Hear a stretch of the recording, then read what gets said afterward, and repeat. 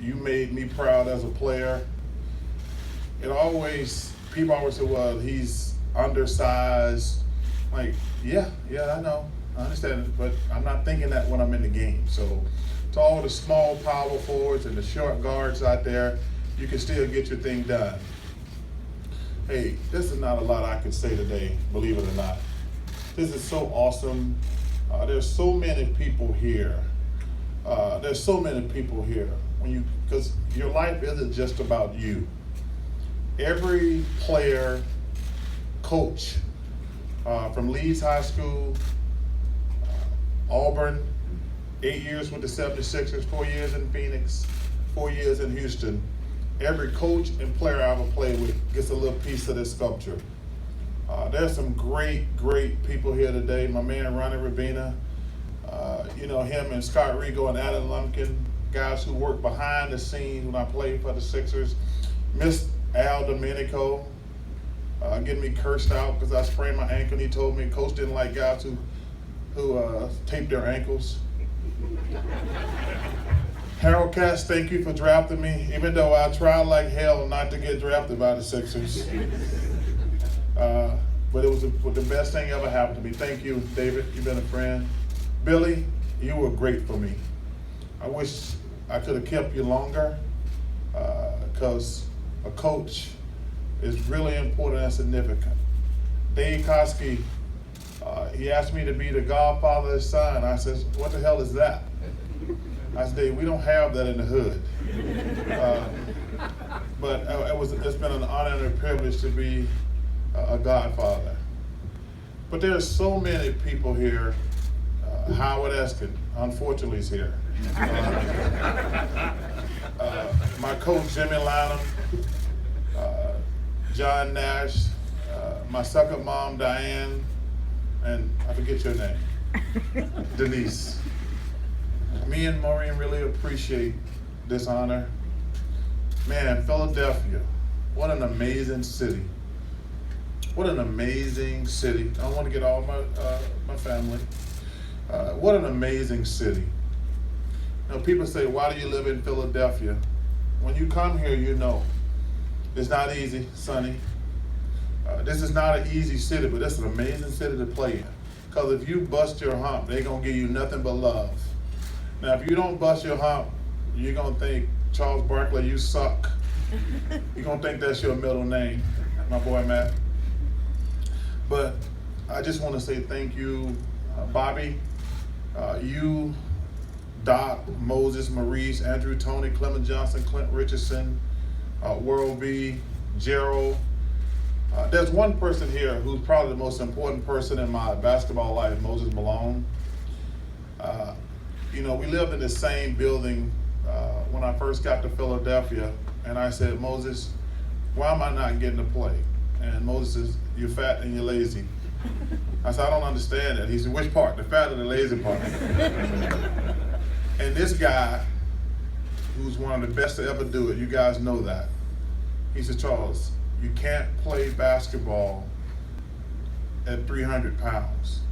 You got to get in shape. So this guy met with me every day before practice, after practice. He said, we're gonna lose 10 pounds. I get to 290, lose 10 more, get to 280, 270, 260, 250. I actually got to 240, but I had no strength or energy. He got me down to 250 pounds, and the rest is history. And I will never forget Moses Malone. When he passed away, it was tough for me. And one of the most bittersweet things I've ever did in my life when I had to do a eulogy at his funeral. It was amazing and sad at the same time. But I just want to say thank you. Man, it's been a great journey for me. When you grow up in Leeds, Alabama, in the projects, and all these 56 years later, you're standing in Philadelphia, Pennsylvania, and you've had this amazing journey. All you can really say is thank you. Billy said some things I hope today's players understand. Man, we are so lucky. We're so blessed to dribble a stupid basketball for a living. We are so lucky and blessed. Always sign autographs, always take pictures. Just try to be cordial, because the fans, they're the best thing about this whole dynamic. But just appreciate how lucky we are to dribble a stupid basketball. We're not like a teacher, fireman, a policeman, a doctor, or somebody like that, somebody who got a real job, who's out there every single day battling. So just feel so lucky and blessed at our job. I mean, I'm 56 years old, and I've never had a real job. And I'm not looking for one. I'm gonna ride this TV thing out. But I just want to thank everybody for coming today. The Sixers, man, their history is, I put their history up against any team in the NBA. And you got one of the most amazing cities in the world. I've already picked the 76ers to win the championship next year, so no pressure. I mean that sincerely. And I did call y'all a stupid organization, but at the time that was about playing a guy who was hurt. I think I was right. But I hope y'all appreciate my love for Philadelphia. I tell people I had some success in Phoenix, but my heart will always be here in Philadelphia. And I sincerely want to repeat this. Every coach, every player, from Leeds to Auburn to Philly to Houston to Phoenix, they got a little piece of this. So thank you.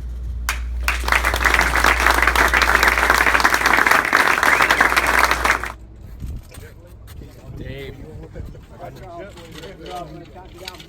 Okay. 5, 4, 3, 2, and 1. All right. Good likeness, Charles. Very nice job. You know, most of those things don't look like you, but he did a fantastic job. But first and foremost, I just want to thank the 76ers organization, the city of Philadelphia. It's not a lot I can say. This is just a humbling experience. But it really means a great deal, because I think people know what the 76ers mean to the NBA. But this city means a great deal to me. You come here when you're a 21-year-old kid, and now 40 years later, it's been pretty amazing. And it all started here. So I just want to thank the 76ers organization and the city of Philadelphia. You know, it's an amazing city. Charles, when you hear the way people talk about you, the stories they tell about your connection to other people in the small moments, how does that, is that the kind of way you want to be talked about? I mean, that's kind of unique for... Well, there's only two ways people look at you. You're either a good guy or you're an asshole. I hope when people come up to me to say hello, I give them the time of day. I hope when people ask me for an autograph, I give it to them. That's the way it should be. Dude, we play basketball. And we make millions of dollars to play a stupid game of basketball. So to have such a great life that we all have, to take time to sign an autograph, take a picture with somebody, I think that's the least you can do. Like I say, we're not a cop or a fireman or a doctor or a teacher. We dribble a silly basketball around and have the greatest life in the world. You should be thankful. And I've always been thankful. I'm one of the luckiest people in the world. You know, I look at these guys on the 76ers right now. They're the luckiest people in the world. They get to play basketball. They get to travel the country. They get to travel the world. They make a ton of money. They should always be in a good mood. I was in a good mood making what I was making. I'd be in an ecstatic mood if I played today. Bless them though. But no, man, you know, football's different because it's dangerous. But when you play other sports, man, you should be like, I'm the luckiest person in the world. Charles, today is the day that, you know, they honor you with a statue. You talked about your relationship with Moses Malone. Mm-hmm. You're right next to him. Yeah. today in 2015 he passed. Can you talk about what it means to be next to him and to be honored alongside your father figure? Well, it's twofold. Number one, I appreciate Moses Malone taking time for me, but also I thank goodness that I was smart enough to take the criticism. You know, a lot of these guys, you know, they can't take criticism. But Moses told me I was fat and lazy, and I was fat and lazy. And he took the time to work with me and made me lose 50 pounds. And I hope if there's somebody on the Sixers today, if they got something they need to work on, I hope they got somebody around them, whether it's a coach or another player, say, yo, you need to do this. But you have to be able to listen. But I, you know, like I say, man, Moses, I called him dad. Every time I saw him, I called him dad. I wouldn't have been successful. I wouldn't have been successful without him, because Howard, Gil, some of these other guys, we talk about it all the time. There's probably been 100 guys in my career as a player, as a TV guy, where I've said, when that guy gets it, it's going to be hell to pay for the rest of the NBA. But they never get it. They never get it. And I'm not sure it's just that for the NBA. I think it's that for every sport. There's a bunch of guys that we've said, hey, when that guy gets it, and they never get it. I was smart enough, and I had Moses to like, no man, you can't play basketball being fat. You got to get in shape. Charles, would you wish that you would have stayed here for your whole career and not have asked to be traded when you look back on things? Well, I didn't ask to be traded, number one. Misnomer. I would have loved to play my entire career in one city. But you know, I was lucky. You know, the biggest problem with the NBA today is when you go to an NBA team today, the oldest guy on the team is like 24, 25. A 25-year-old can't teach me nothing. You know, I had Doc, Moses, Maurice Cheeks, Andrew Toney, Clint Richardson, Clement Johnson, Bobby Jones. They taught me. They taught me about life. They taught me how to save my money. They taught me how to dress. Those things are important and significant. So, you know, a lot of times guys go into bad situations and it's not good for them. But I came in, and I don't want to shortchange Billy either. Billy's a mentor to me even to this day. But, you know, the main thing is, man, you got to have, none of us are successful. Even you guys and girls who are successful, that's people around you who help you get to this point. And you should always be appreciative of that. Nobody is successful on their own.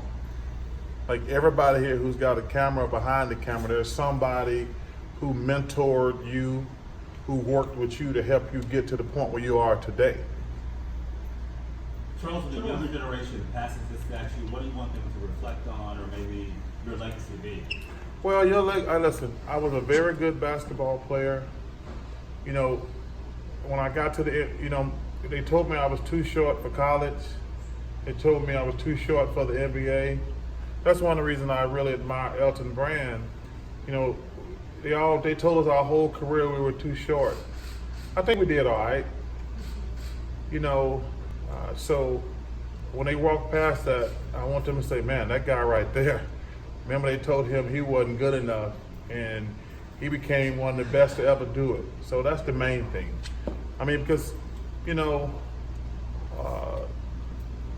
like I'll give you a perfect example right now. If, you know, I'm a big Ben Simmons fan, and I want him to, you know, do like Magic Johnson and Michael Jordan, keep working on his game, become a very good shooter, because if he keeps working his jump shot, he's gonna be one of the best to ever do it. Charles, you said the Sixers, you think, will win the championship. Could you talk about The Sixers got everything. I'm putting a lot of faith in Ben and Joel, they were, listen, let's be realistic, because you guys know this. The Sixers were probably a bounce of a basketball away from being the champ last year. Seriously, the Sixers were probably one bounce here or there. That ball bounced like 12 times in slow motion. But the Sixers probably were a bounce ball away from winning the championship. But now they're on everybody's radar. Joel was crying after the game, which that let me know, hey, we all cry after games like that. So now, like, I got to get better. So I think the Sixers. I love the addition of Al Horford. I love the addition of Josh Richardson. So the Sixers got everything in place. Everything in place. At first glance, when you look at that statue, how emotional is it to know that you're part of the Immortals here in Philadelphia? Well, for me, man, like I said, it was really awesome for the Sixers to do that. But I feel the love when I'm in Philly. You know, I live here during the summer, and people say, "Why do you live in Philly?" I says, "You just got to go there and see it." And when I'm walking around Philly every summer, because I can live anywhere and I want to, but I choose to live here during the summer. And when I'm walking around Philly, like I say, I've been retired 19 years now. So when I'm walking around Philly during the summer, I feel the love like I felt when I was here as a player. They treated me great as a player. Because I wouldn't have moved back here if they didn't treat me great as a player. But when I'm here during the summer, when I'm walking around, when I'm at restaurants, and man, people are amazing. Charles, 19 years, do you feel old? I feel old, but I'm glad to be old. You know, Howard, you know, me and you've been together a long time. You know, man, it's I used to make fun of old people. Now I'm one of them. It's not funny. But, you know, it's been, the thing that I think about the most is I've exceeded all my expectations. When I came here in 1984, and now we're in 2019, what a crazy, amazing, and awesome, and special, and it's crazy. You know, growing up my mom was a maid, and growing up in the projects, and now I'm 56. It's been amazing. It's just been an amazing journey for me. Like I say, when you're growing up in a small town, a couple thousand people in Alabama, you know, and I look at in my life, what has happened in the last close to 40 years, it's like crazy. It's crazy, but it's like awesome too. Charles, We'll take one more, guys. Public Enemy, like Chuck D name dropped you back in the 80s when he says, "Remember that he felt like Barkley." Well, it's always an honor when you're mentioned in a rap song. And I've got to know Chuck D, who does some amazing things in the community, number one. But when you get mentioned in a rap song, it's pretty special. And I've always said that they're my favorite rap group of all time, even before they threw my name in there. Because they talked about social issues and things like that. Go ahead, guys. A couple more questions. No Charles, rush. just really quickly, the details on the actual statue. You said it looked like you, but Yeah. it had your Nikes on it. Nikes. Yeah, Whoa, oh. they broke it all the way down. Oh, well, listen, man, let me tell you something. That guy is very talented. Very talented. Because I got no complaints with that statue. It looks amazing. I got a statue at my college a couple years ago, and my first response was, "What the fuck is that?" I was like, "What the fuck is that?" This true story. And this was the preliminary, and I'm like, "Yo, dude, that don't look nothing like me. It's awful." But that looked. You know, it's weird because normally when you get something like this, they let you look at it, invest, and let you know what you think. So shout out to the sculptor. It's fantastic. And the shoes. And the shoes, but the main thing is, I think my face looks like me. Because normally, what's those little things they give out? The bobblehead. Bobbleheads. With the bobbleheads, all the black guys look the same. So I'm glad my face actually looks like my face. Every year I give them permission to give me a bobblehead, and I see they give out other bobbleheads, and all the black guys look, all the bobbleheads look just alike. I said, all the black guys look alike. But the guy did a fantastic job. That looks like me. Charles, not everybody's loved when they leave here, and you were here for 8 years and then you left. Why do you think you were able to reconnect? Well, because I think they know, man, I gave them all I had. I gave them all I had. And they saw when I got to Phoenix, I didn't change. I just got more help. My first year in Phoenix, we made it to the finals. They're like, Charles was right. He just needed some help. And then the next 2 years, we lost to the Rockets in 7 games when they won the back-to-back championship. I told them, I said, I'm proud of the way I played basketball. It took me a while to figure out me, because in the beginning I was a little crazy. I was mad at everybody, to be honest with you. I was mad at every critic who said that I was too short, and I was trying to stick it to them. I was mad at my dad for not being in my life. I was mad at Miss Gomez for flunking me in Spanish. And then the best thing happened to me was probably the spit incident. Because when I was suspended and I was sitting in that hotel room, I just like, dude, you need to calm down and just play basketball. Your dad wasn't there. Let that go. Miss Gomez didn't flunk you in Spanish. You flunked Spanish. You don't have to stick it to Miss Gomez or your dad. Just play good basketball. And that was a turning point for me, where I went from, instead of trying to stick it to everybody who had screwed me in my whole life, I just want to be a great player. And sometimes bad things turn into good things. But that was a turning point. When I was sitting in that room thinking, I was like, why am I so angry? Just play basketball. It's kind of like you see some of these guys today, like, yo, man, I'm looking at Antonio Brown, I'm looking at Odell Beckham Jr. Guys, just play basketball or football. All that other stuff is just mud in the waters. Just do what you do. That's enough. All that other stuff is just noise. And one thing about the noise will get you in the long run. The noise always gonna get you in the long run. So I'm proud of that fact that I was able to get the noise out of my head and just play basketball. What season or what moment stands out from your time in Philadelphia when you look back? Well, I think my first day here, when you walk in the locker room and there's Dr. J and Moses Malone, Andrew Toney, who was a hero because he's from Alabama, Bobby Jones. I mean, guys, see, you guys, y'all been spoiled. Y'all think there's a game on every night. When I was growing up, there was only one game every Sunday afternoon, and it was either the Celtics, the Lakers, or the Sixers, all the time. And so you knew those guys, and when you walk in the locker, and they treated me awesome from day one. They treated me like a son from day one. They were tough on me at times,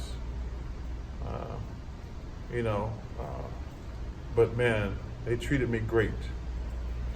And then I think when I got Rick Mahorn and Mike Jaminski and the late great Derek Smith, and we won. We lost to the Bulls in the playoffs, but we won a division.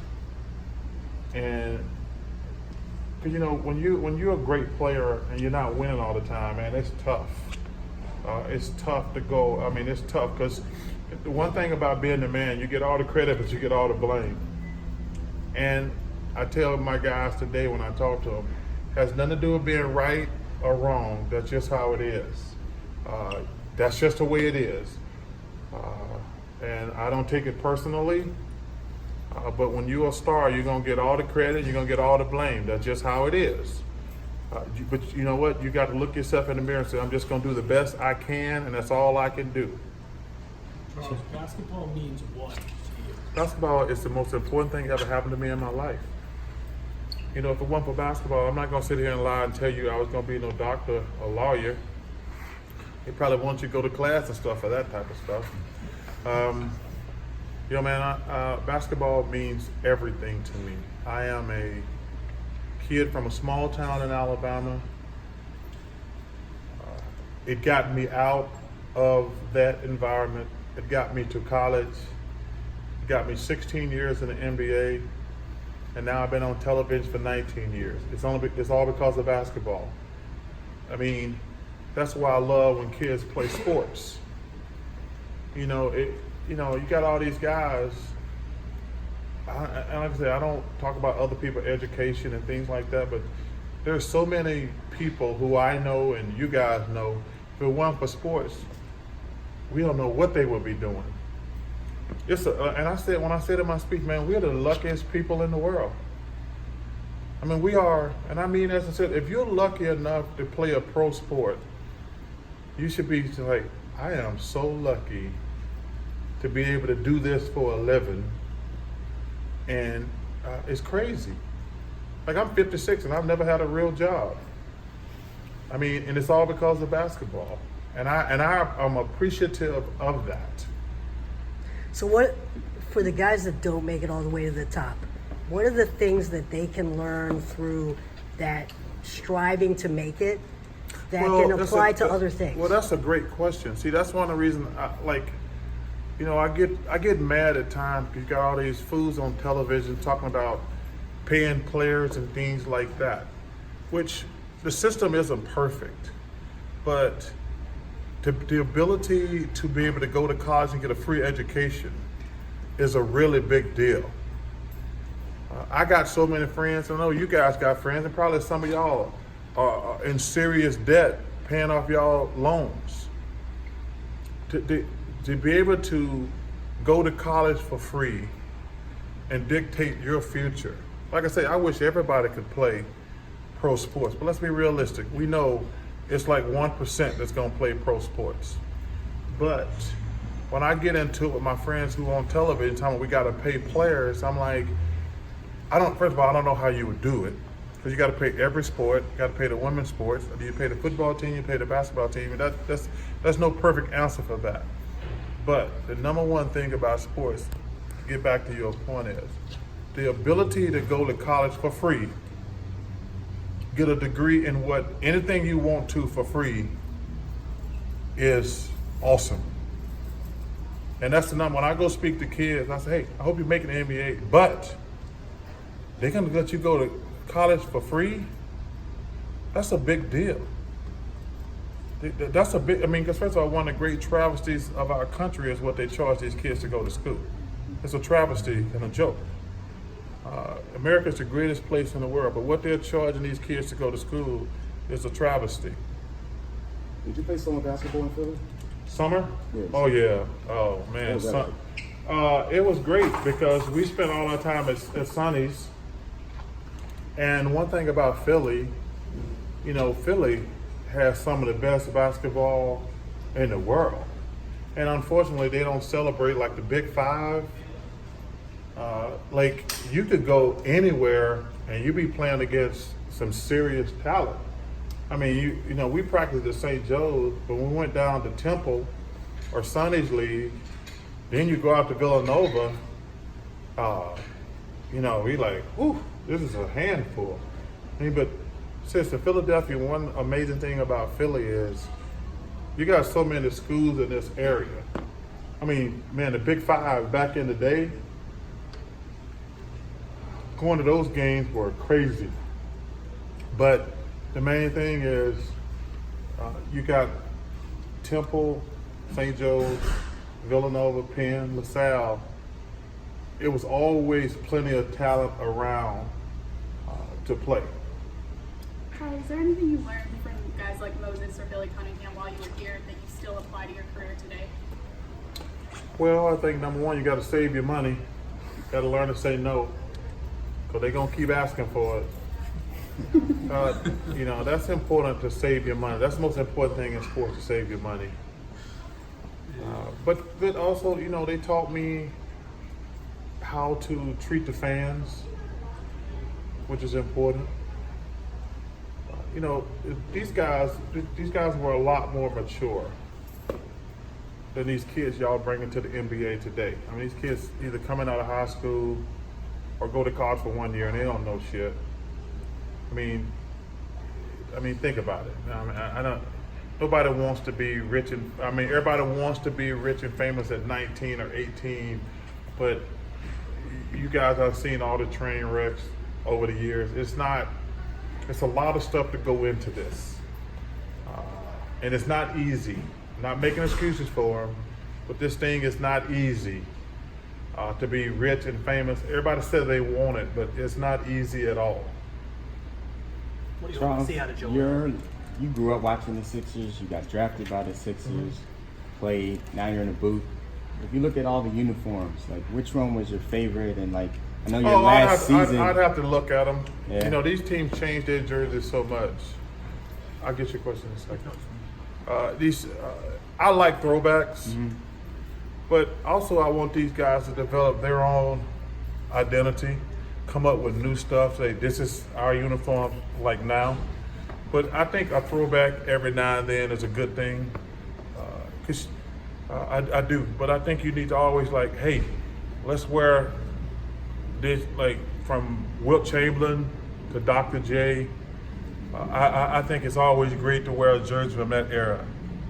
But you should also have your own thing. Now, what was your question? So we're hoping to see out of Joel this season. What do you think is? Well, I think Joel. I think he needs to. I expect him to be the best. I expect him to be in the MVP conversation. I think he got mad at me last year because I suggested his conditioning wasn't up to par, which it wasn't. I think he should go swimming, running, jumping, swimming every day. I know they try to be careful with him because he's injury prone, but that's why I think swimming would be great for him. But I expect him to be in the MVP conversation. I expect the Sixers to have the best record in the East. Don't know the entire situation on the West yet. But I expect the Sixers to have the best record in the East. And I expect them to play for the championship. And I expect them, listen, I'm not just saying it because I'm here today. I've said it before. There's no reason to, even Vegas got them fourth. Vegas got them fourth. So, listen, I'm not way off. Vegas got them fourth. So, Vegas, when they got you ranked high, you must be doing something right. Other than yourself.